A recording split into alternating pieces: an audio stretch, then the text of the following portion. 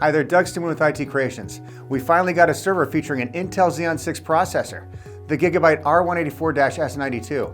It features not just one, but two Intel Xeon 6 processors from the 6500 or 6700 series.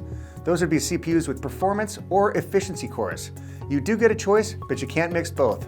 For memory options, the system can support DDR5 registered DIMMs or multiplexed ranked DIMMs, also known as MRDIMMs, and also multiplex or combined ranked DIMMs or MCR DIMMs. MRDIMMs a little shorter and will most likely be the victor in naming convention. You heard it here first. Well, maybe not. Like our channel? Then hit that subscribe button. If you're still on the fence, then let's get to it.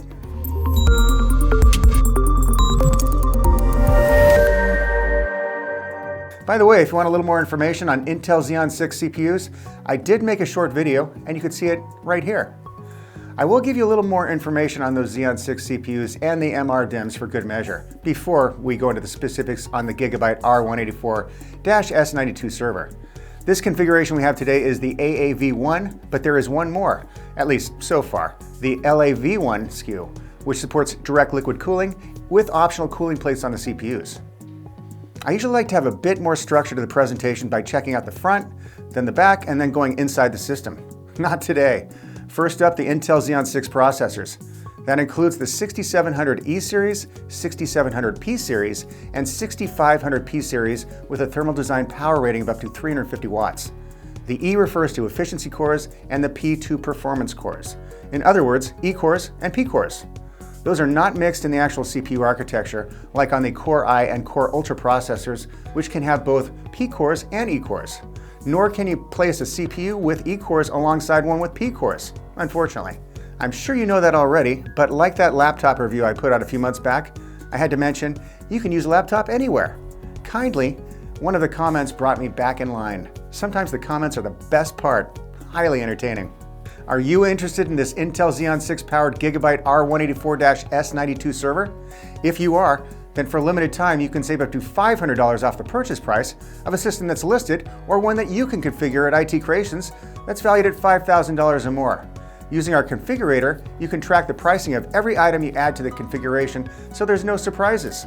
You can even build the ultimate system, maxing out every category just for kicks, and then ghost us. I like to call that research. But that is in the hopes that you'll come back and take advantage of our offer. Tempting, yes indeed. Those CPUs with E-cores do not have Intel's hyper-threading technology and can provide up to 144 physical cores and 144 virtual threads. Those with P-cores can support up to 86 physical cores and with Intel hyper-threading, up to 172 virtual threads. Surprisingly, Intel Xeon 6 CPUs have what Intel describes as a system-on-a-chip variant architecture and features integrated GPU, accelerators, and controllers. It's not entirely dependent on multi-chip modules for different functions. I'll just mention, this is a departure from the previous enterprise-class Intel x86 CPU architecture found in the previous generations, including all the Intel Xeon scalable CPUs for the last 5 generations.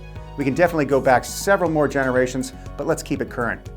Although the distinction is a little vague as Intel describes Intel Xeon 6 as an innovative modular x86 architecture, but also a system-on-a-chip variant.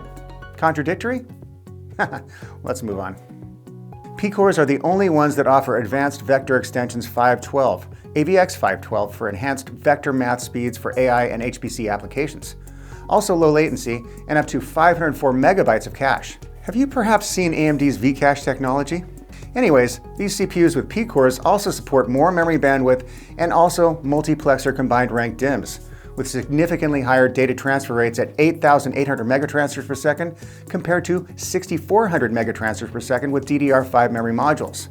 MRDIMMs are also considered DDR5 DIMMs, but can only be used with Intel Xeon 6 CPUs with P-cores and only one DIMM per channel. In a nutshell, with the 6700P series, you get up to 86 cores per CPU and 172 virtual threads. Intel increases the core count with up to 288 physical cores and up to 216 megabytes of L3 cache with the 6900 series. But those ones not supported on this system. Apparently E-cores are physically smaller than P-cores, hence the discrepancy that allows them to use the same socket. E-core CPUs are single-threaded, so no doubling of the physical cores. MRDIMMs are not compatible with CPUs featuring E-cores. I have seen analysis where unless you currently have second generation or earlier generation Intel Xeon Scalable CPUs installed in your network, it doesn't make a whole lot of sense to replace them. Although with those other older platforms, Intel has pushed a 2.7 times increase in rack density over those prior generation Intel Xeon processors. You can knock out those older servers at a factor of 3 to 1 by installing updated servers supporting Intel Xeon 6 CPUs. Also save on power consumption. I'll say it again, technology never ages well. In addition to energy efficiency for applications like cloud or shared computing environments, E-core CPUs are designed for 1 or 2 socket implementations, whereas those with P-cores can be placed in 1, 2, 4, or 8 socket platforms. Both can provide up to 192 PCI 5.0 lanes in a 2-socket server, like this one. The CPUs compatible with this system are capped at a thermal design power rating of up to 350 watts.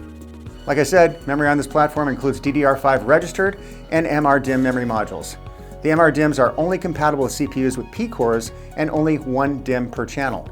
Given the system supports an 8-channel memory architecture and there are 16 memory module slots per processor, only 16 MRDIMMs can be installed with both processors across the 32 memory module slots. Multiplexer combined rank DIMMs are basically 2 standard DIMM modules that are stacked, providing access to 2 memory ranks at the same time on a single channel. Theoretically, this enables a 37% increase in memory bandwidth. That would be the difference between DDR5 DIMMs at up to 5600 megatransfers per second divided by the up to 8800 megatransfer per second memory speed with MRDIMMs. As we're already inside the case, let's take a look and then move to the outside. You can see the 2 risers in back, both with support for a full-height, half-length PCI 5.0 by 16 slot. Each of the risers is controlled by one of the CPUs. Below the PCI slots are the 2 OCP mezzanine card connectors with a PCI 5.0 by 16 interface, which can be outfitted with additional NICs or even a SAS controller. Between those, an I/O board with a PCI Gen 5 by 2 slot for an NVMe M.2 drive.